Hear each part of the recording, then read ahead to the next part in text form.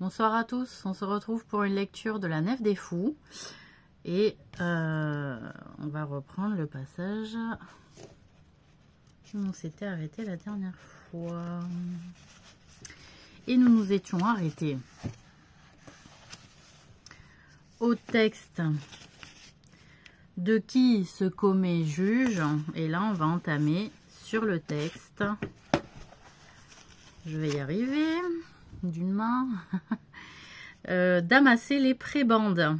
Ça me parle ça. D'amasser les prébandes. Ah, je me souviens plus. Alors Durer nous dit, on va comprendre mieux ensemble, qui court après les bénéfices, son âne choit plus qu'il ne va. Les charges sont la mort de l'âne. Donc plus le poids à la recherche, enfin les investissements à la charge des bénéfices, en vue d'avoir des bénéfices, peut peser beaucoup plus lourd et on peut se cribler de dettes également. Donc l'image, c'est d'un âne qui ploie sous le poids des sacs de la charge parce que l'homme, le maître, a peur sûrement de manquer. Non, il a peur de manquer.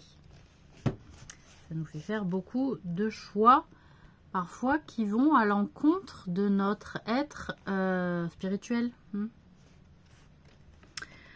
D'amasser les prébandes. On voit des fous avec des charges où ils sont grand-peine, où ils ont, grand-peine à suffire.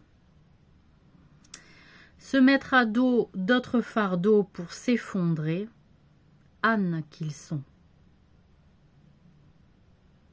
C'est-à-dire se cribler de dettes et ne pas pouvoir les rembourser, sans savoir si on va pouvoir les rembourser en tout cas. D'une charge, on mange à sa faim, mais qui en prend une de plus, qu'il préserve son œil sain. Il en a déjà laissé un d'œil. Car s'il obtient une autre cure, il y perdra l'autre œil aussi.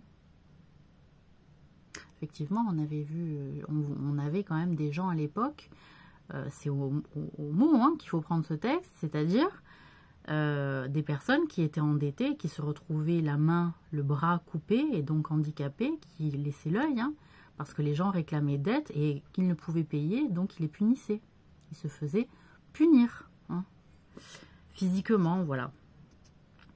Si les amas sans compter jour et nuit finit son repos, tout l'homme se délabre à fond. Bientôt, il gît au cimetière. Voici qu'on accorde dispense en tentant d'augmenter son gain. Gardons-nous d'aller jusqu'à 13, car le chiffre porte malheur. On ne voit que bénéficiaires jonglant avec tous leurs offices, leurs services, indignes d'en remplir un seul. Après, ils n'arrivaient même pas à en remplir un seul, en fait, de service. On échange, achète, et qui sait, on s'échange les dettes aussi. On échange, achète, et qui sait à la fin quelle charge on a. On n'a que l'embarras du choix, de la plus grasse sinécure pour mener le plus joyeux train. Quel souci que la collation, mais la mort étant la marmite. On mange la mort. Les rentes de nos jours s'achètent chez des Simons, des Géasi. Un jour, un jour, le coureur de prébande aura sa collation d'enfer. Il y avait aussi les chasseurs de dettes, des gens qui étaient endettés, qui étaient pourchassés par des chasseurs pour faire valoir le droit d'un maître qui payait le chasseur pour que la dette soit remboursée. Et peu importe ce qui arrivait à la personne endettée, d'ailleurs.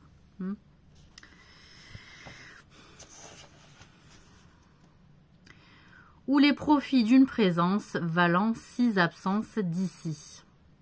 Donc, où les profits d'une présence valent 6 absences d'ici, c'est-à-dire que les gens aussi choisissaient de donner mot à leur présence à des endroits de décision et qu'en réalité, ils se portaient pâle sur d'autres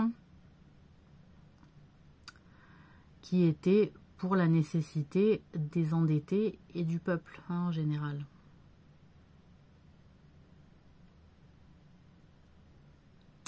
Parce qu'il y avait aussi, il me semble, des juges qui remettaient la dette.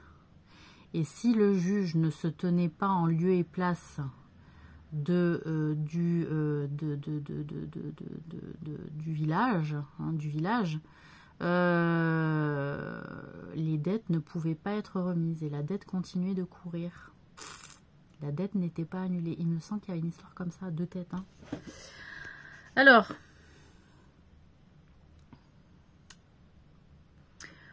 fou qui chante avec les corbeaux, cra cra, demain il fera jour, plus fou sera dans son tombeau.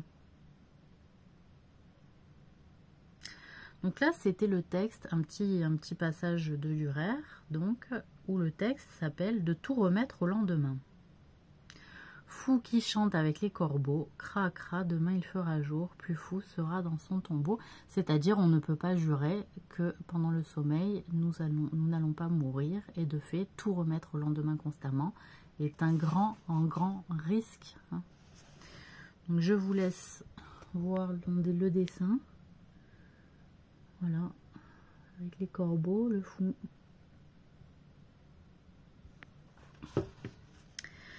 Il n'est qu'un fou celui à qui Dieu dit de s'amender sur l'heure, laisser là sa vie de pécheur et de vivre plus droitement. Qui tôt ne veut se convertir et se donne jusqu'à demain. Pour une conversion, attendre le lendemain en disant non, je le ferai demain, c'est dommage. On peut mourir dans la nuit.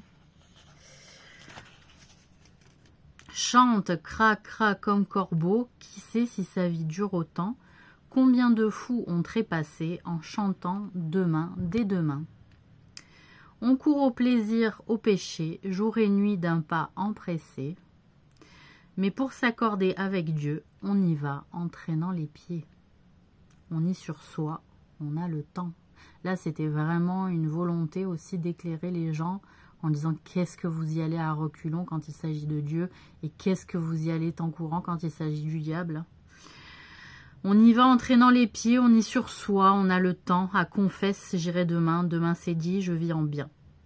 Ainsi parlent les fils perdus, l'heure passée ne revient plus, mais fuit et fond neige au soleil, mais quand l'âme veut s'échapper, l'or va poindre le lendemain, corps tant et navré et doulant, qu'à l'âme plus ne peut songer.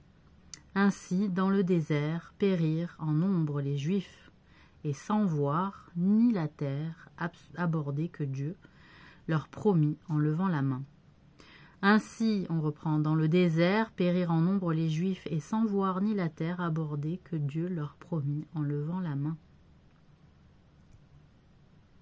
Ça doit être un épisode effectivement biblique, où les Juifs ont remis au lendemain leur engagement envers Dieu, alors qu'il y avait une promesse de Dieu qui les attendait.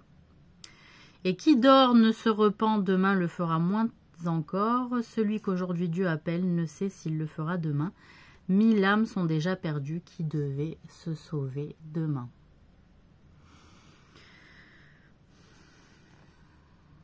C'est vrai que j'ai toujours eu la volonté de sauver un maximum d'âmes. Quand on se met au service de Dieu et de la religion, en réalité, l'intention est bonne puisqu'on souhaite que les personnes aillent au paradis. Donc, on veut le bien. Et donc, j'étais toujours encline à débattre pour faire valoir la connaissance de Dieu et sa bienveillance à notre égard, et que il est plus bienveillant que nous le sommes à notre égard. C'est ça que je voulais faire voir aussi. Et on va terminer par le 3e texte, de garder les femmes. Donc Durer dit, garder femmes qu'on vous confie, c'est garder au champ les criquets, c'est confier son eau à un puits.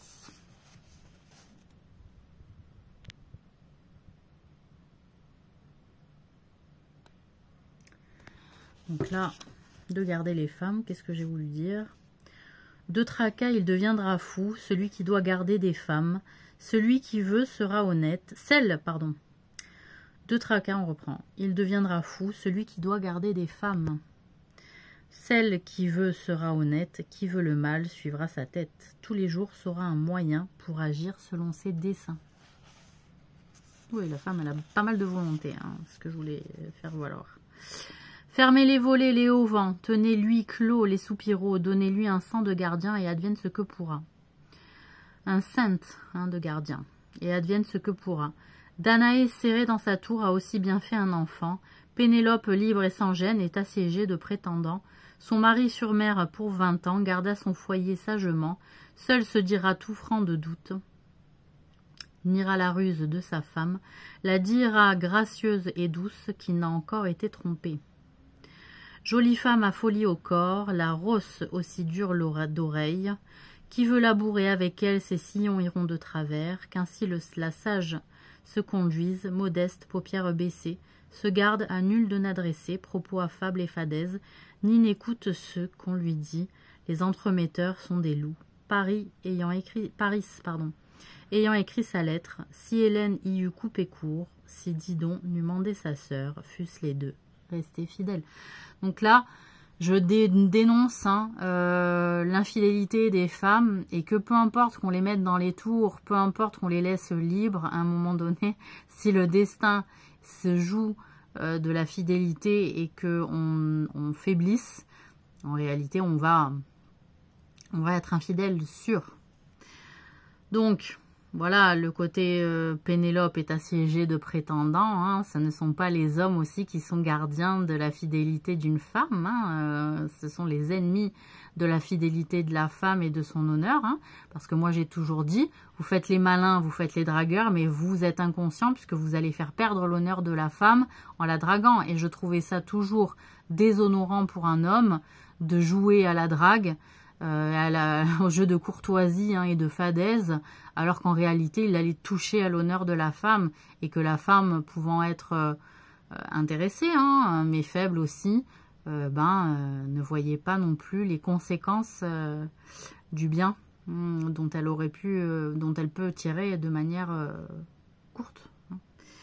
Et que donc, les entremetteurs, en réalité, de personnes qui sont déjà mariées, sont des loups, puisqu'il Paris ayant écrit sa lettre, si Hélène y eût coupé court, si Didon n'eût mandé sa sœur, fussent les deux restés fidèles. Il n'y aurait pas eu la guerre de Troie. Il y a beaucoup de guerres qui se sont jouées aussi au nom de la fidélité et de l'honneur des hommes et des femmes.